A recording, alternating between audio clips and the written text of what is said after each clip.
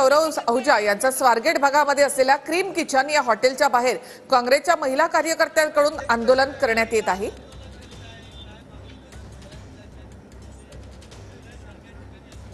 आज महिला दिन आणि सकाळी आम्ही एकमेकांना शुभेच्छा देत असताना आम्ही तुमच्याच माध्यमातून एक प्रकार समोर पाहिलाय।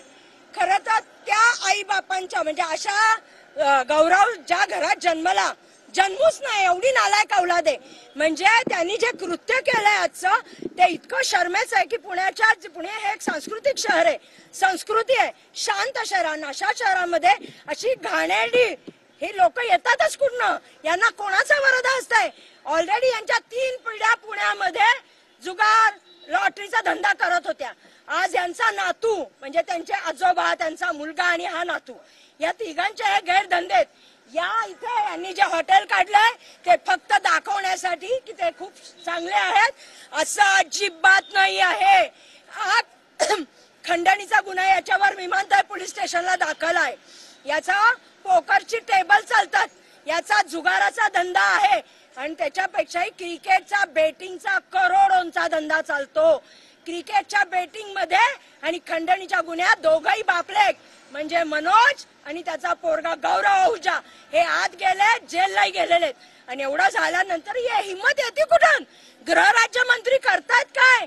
गृहराज्य खात्याला कोणी घाबरते का नाही? काय आज दुपारी 3ला त्याला अरेस्ट केलं? लाज वाटली पाहिजे। अहो तो बालिक आहे, तो नाबालिक नाहीये, बालिक पोरगा आहे।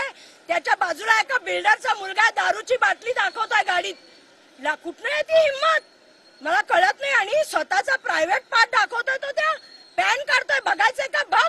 तिथनं बायका मॉर्निंग वॉकला चाललेल्या जोड्याने बदलला पाहिजे म्हणूनच आज आम्ही इथं आलो। खरं तर आमची इच्छा हॉटेल फोडायची होती पण पोलिसांच्या वॉर्निंगमुळे आम्ही ते करू शकत नाहीये। नाही तर आज आमची इच्छा होती तू जसं वाटेल ते काम करतो तसं आम्ही वाटेल ते करू शकत नाही पण ऍटलीस्ट तुला शिक्षा तर देऊ शकतो। कारण का पोलिसांना पूर्ण सकाळी 6ला झालेल्या घटनानंतर दुपारी 3 पर्यंत त्याला पकडायला वेळ लागला आणि त्याच्या साक्षी तुम्ही सगळे आहात। तर असं जर चालत राहिला तर उद्या पुण्याची युवा पिढी बिडेल। आज आमच्या बरोबर हे सगळे युवक आहेत, ती लोक म्हणली ताई काहीतरी करा याच्या विरुद्ध। म्हणजे आज त्यांनाही त्रास झालाय की हे फार घाणेरड आहे आणि हे थांबवण्याची गरज आहे।